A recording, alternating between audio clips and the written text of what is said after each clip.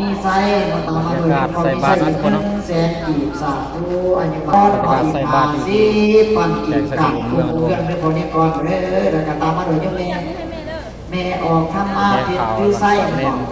หรือผิดมีไส้ของประธานทำไมเนาะแม่ทำมาผิดมีไส้อีก100,000กีบแสนนำแสนนี่ได้ไหมเด้อตามมาโดยพอยังน้องพอออกสมบังไหวสมดังครบมุมปากพัฒนาทุกสิ่งทุกอย่างในพอสมบังเลยอีก100,000กีบสาธุไปบุญในพอเด้อตามมาด้วยขอแจ็คขออีก50,000กีบสาธุการกูเรื่องออกน้ำไปบุญเด้อเนาะเอาละก็ตามมาด้วยแม่ออกแม่ออกน้องแม่ออกอีกอะไรบอกโอ้หลายคนนะได้ทุกคนนะใส่บ้านเลยแล้วก็ตามมาด้วยข้าประกาศว่าอาจจะฝนแห้งแล้วในทางนอกและทางในกับตังอยู่แม่ออกด้วยอีกตักบาตรอยู่ใส่บาตรแล้ว20,000กีบ20,000มีแล้วก็ตามมาด้วยยังแม่บริเวณยังแม่อารุณน้องอีกอะไรก่อน20,000กีบ20,000มีเด้อก็ตามมาด้วยแม่ซื้ออะไรก่อนผาสุกเอาแม่ผาสุกอีก20,000กีบ20,000มีกับคุณก็ตามมาด้วยแม่ออกล่าน้อง20,000มีเด้อเสน่ห์จืดแต่หนาแต่ว่าซื้อดีย่องย่องนะน้องสุพรรณสาย20,000กีบสั่งผู้กับคุณเรื่องแม่ออกสุดมันบอกแม่สุดอีก20,000กีบสั่งผู้แควในวันคนเดียวเด้อแต่กันแม่ออกสั่งใส่ยาแสงอีก50,000กีบสาธุอัญญบัตรคนอย่างเลือดแต่กระตาว่าแม่ออกเบี้ยงปานีอีก100,000กีบสาธุแล้วก็แม่ออกนั่นนี่แม่ออกปลาพันสองมันจะซื้อกลางเอาไปก่อนอีก100,000กีบสาธุควายอัญญบัตรคนอย่างเลือดแต่ก็แม่ออกพัดทองอีก50,000กีบอัญญบัตรคนอย่างเลือดแม่ออกพัดทองเด้อแล้วก็แม่ออกแดงอีก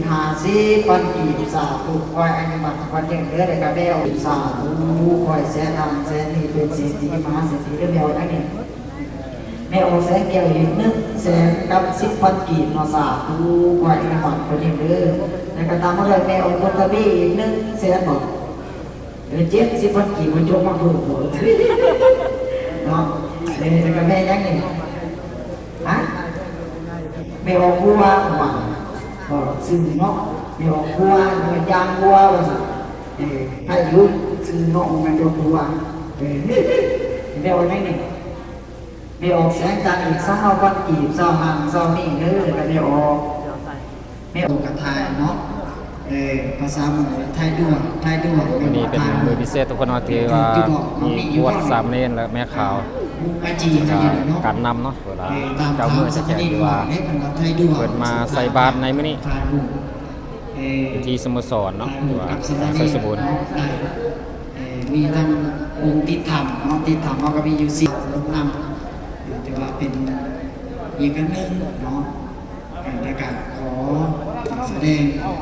ขอบคุณคนที่ว่าติดธรรมนะทุกคนเนาะติดธรรมหรือว่าติดอยู่ที่เมืองหนองแจ้งก็มาบวชเนาะแต่ว่า4องค์การบวชอันสำเร็จเนาะที่ว่า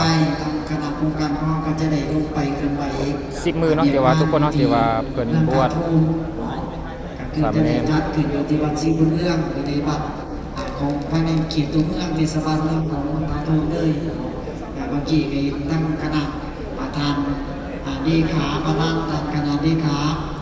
ปกครองเมืองตาโตประมาณได้เนาะแต่ว่าสิได้ลงไปขึ้นไปเด็กงานระบาดโครงการวิทยธรรมครับโครงการปกครองเมืองตาทุ่มเด็กกับอปสตาทุ่มตัว3กระทรวงจะได้เฮ็ดเบียงร่วมกันคือโครงการภาษาสัมพันธ์หรือว่าสัมพันธ์เท่าผู้ที่บวชได้โครงการนี้จะไปสืบต่อจะได้โครงการต่ออันนี้เป็นห้องสโมสรเนาะทุกคนเนาะแต่ว่าในมื้อนี้เพิ่นจะมาบวชสามเณรเดี๋ยวทายคนละเบิ่งจะมีการนำเจ้ามือเจ้าแก่สามเณรหลายคนมาบวชในมื้อนี้ทุกคนอันนี้จะเป็นบรรยากาศเนาะทุกคนเนาะที่ว่าบ่อแพงทายคนในเบิ่งมาใส่บาตรเนาะมื้อนี้ตอนนี้เนาะจัวแล้วก็ญาพ่อครูบาทุกคนเนาะจะเดินทางจะว่าไปสั่นเขาอยู่ที่วัด รยากาศเนาะที่ว่าเมืองอนุวงศ์ทุกคนโอ้ว่าฝนตกแห้งวันนี้มีการนำเนาะหลายคนที่ว่าเพิ่นมาใส่บาตรในมื้อนี้เนาะว่าคนที่ว่าติดธรรมก็มาบวชนำทุกคนเนาะว่าเป็น4องค์ที่เพิ่นบวชปฏิธรรมอยู่แล้วก็เพิ่นจะมาบวชเสียเคราะห์เสียน้ำทุกคนเนาะ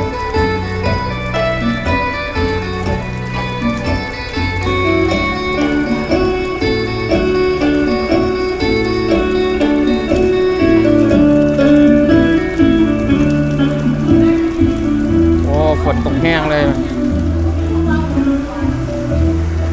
ก็ถือว่าคือประยุกต์เข้าเนาะแต่ว่าแจกใส่สมบูรณ์ทุกคนเลย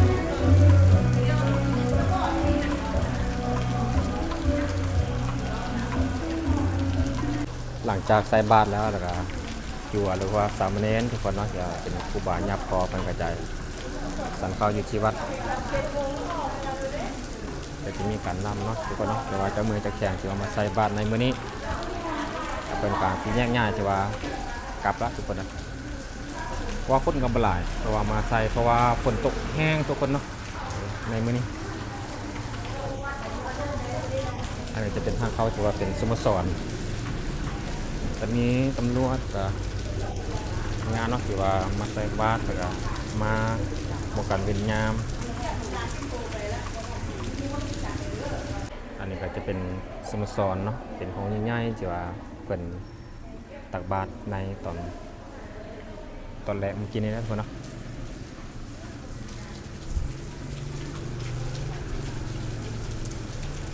ก็จะเป็นหลายคนที่ว่าเดินทางทยอยกับเงินกับซานหลังใส่บาตรแล้วทุกคนแต่ว่าได้รับผลดีเนาะแต่ว่าฝนตกแห้งเลย